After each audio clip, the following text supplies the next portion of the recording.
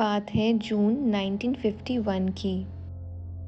New York के एक police officer ने एक आदमी को सड़क के बीचों बीच खड़ा पाया। पुलिस वाला हैरान हुआ कि ये शख्स सड़क के बीचों बीच क्यों खड़ा हो गया।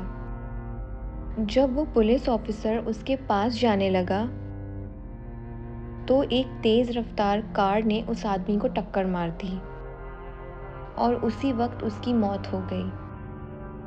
जब पुलिस ऑफिसर ने उसकी छानबीन की तो उसकी जेब में कुछ हैरान कर देने वाली चीज़ें मिलीं। उसकी जेब में कुछ पुराने ज़माने के सिक्के और एक बिजनेस कार्ड मिला जिस पे रुडोल्फ फेंस नाम लिखा हुआ था। उसकी जेब में एक लेटर भी था जो जून 1870 में उसने किसी को लिखा था। ये बात हैरान कर देने वाली थी।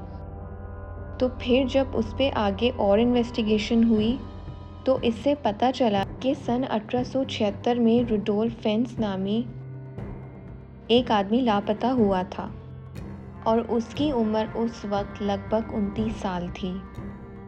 जब पुलिस वाले उस कार एक्सीडेंट वाले शख्स पे इन्वेस्टिगेशन करने लगे तो उसकी उम्र भी 29 साल थी। और हैरान कर देने वाली बात ये थी 1876 ईस्वी में कि जिस लापता होने वाले शख्स के मुतालिक रिपोर्ट लिखवाई गई थी कि उसकी डिटेल इस शख्स से बिल्कुल मैच होती थी। क्या उस शख्स ने टाइम ट्रैवल किया था? क्या वो शख्स 1870 साल से 19वीं सदी में आया था? आज हम इस वीडियो में साइंस की सबसे पुरस्कार थ्योरी टाइम ट्रैवल के बारे में बात करेंगे। टाइम ट्रैवल दरअसल वक्त में सफ़र करने का एक नज़रिया है, मतलब अपने हाल से माजी या मुस्तकबिल में चले जाना। दरअसल हम वक्त में आगे की तरफ सफ़र कर रहे हैं। हर साल हमारी सालगिरह पर वक्त में सफ़र करते हुए हमारी उम्र में 1 साल का इजाफा हो जाता है, लेकिन हम सबके वक्त में उस सफ़र की रफ्तार एक जैसी होती है। यानी आपके लिए 1 मिनट की मुद्दत दूसरे तमाम इंसानों के लिए भी 1 मिनट ही होगी। क्या ये मुमकिन है कि हम मौजूदा वक्त से आगे निकल जाएं या मौजूदा वक्त से पीछे चले जाएं? इस बारे में साइंटिस्ट ने बहुत अलग अलग थ्योरीज पेश की हैं। गुज़िश्ता सदी के सबसे बड़े साइंटिस्ट और फिजिस्ट आइंस्टाइन की थ्योरी ऑफ रिलेटिविटी के मुताबिक वक्त कांस्टेंट नहीं बल्कि रिलेटिव होता है। ये फ़र्क दरअसल ऑब्जर्वेशन की बुनियाद पर होती है। मिसाल के तौर पर अगर कोई मुसाफिर ट्रेन के अंदर बैठा हुआ सफ़र कर रहा है, पैसेंजर के लिए वक्त की रफ्तार बहुत सुस्त हो जाती है। इन ट्रेन से बाहर देखने वाले शख्स के नज़रिए से ट्रेन के अंदर बैठे हुए तमाम मुसाफिर हरकत में हैं और उनका वक्त तेज़ी से गुज़र रहा होता है। इन दो लोगों की ऑब्जर्वेशन के इसी फ़र्क को थ्योरी ऑफ रिलेटिविटी बयान करती है। रोशनी यानी लाइट की रफ्तार इस कायनात में सबसे तेज़ है, लिहाजा अगर कोई शख्स ऐसी स्पेसशिप में सफ़र कर रहा हो जिसकी रफ्तार रोशनी की रफ्तार के बराबर है तो थ्योरी ऑफ रिलेटिविटी के मुताबिक कुछ सालों के सफ़र के बाद वो शख्स ज़मीन पर मौजूद अपनी ही हम उम्र के लोगों के मुकाबले में छोटा हो जाएगा, क्योंकि रोशनी की रफ्तार से सफ़र करने की वजह से उसका वक्त आहिस्ता गुज़र रहा है। दरअसल आइंस्टाइन के मुताबिक वक्त 4 डायमेंशन में से एक डायमेंशन है। बाकी 3 डायमेंशंस लोकेशन बताती हैं और चौथी डायमेंशन डायरेक्शन बताती है। इन डायमेंशंस पर ग्रेविटी का एक हल्का सा असर होता है, यानी ग्रेविटी की वजह से वक्त की रफ्तार में थोड़ी सी तब्दीली आ जाती है। आसान अल्फाज में स्पेसशिप में सफ़र करने वाला और ज़मीन पर रहने वाला एक आम आदमी, दोनों की उम्र में थोड़ा सा फ़र्क आ जाएगा, क्योंकि खलाबाज ग्रेविटी से आज़ाद खिला में सफ़र कर रहा होता है। वक्त में सफ़र करने की दूसरी थ्योरी वॉर्म होल्स की है।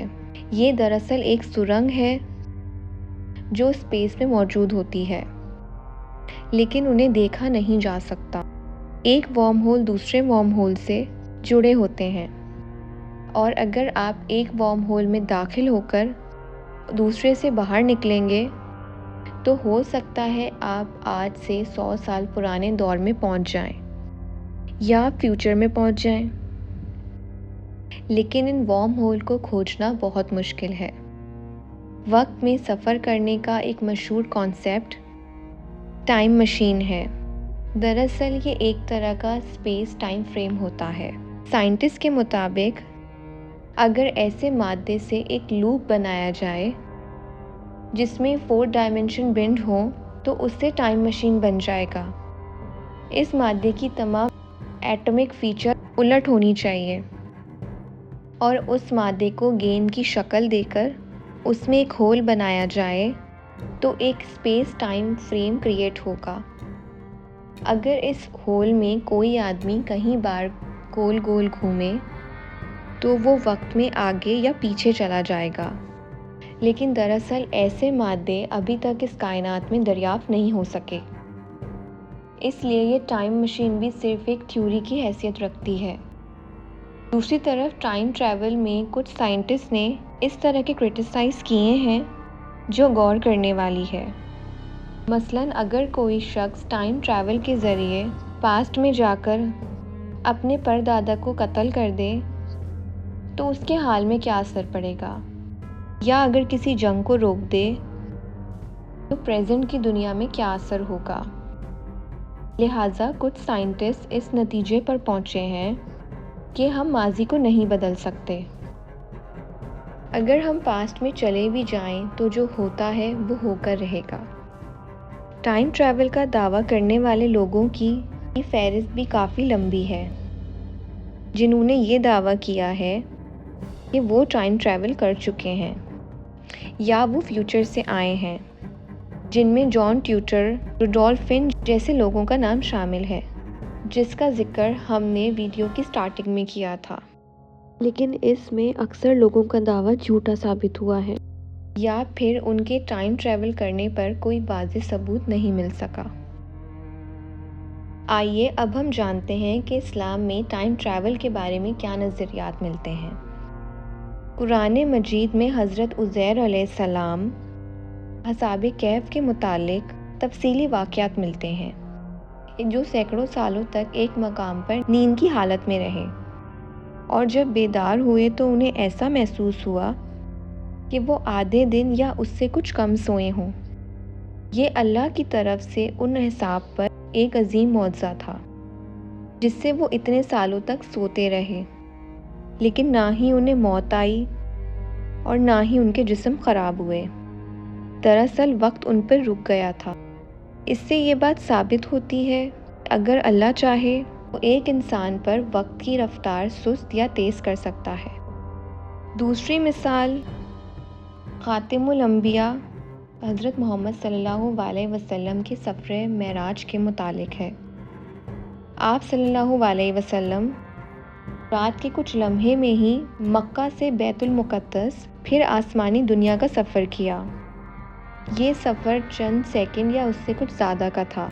जदीद साइंस की रोशनी में लाइट की रफ्तार से सफ़र करने वालों पर वक्त रुक जाएगा, जैसा कि आइंस्टाइन ने अपनी थ्योरी में लिखा है।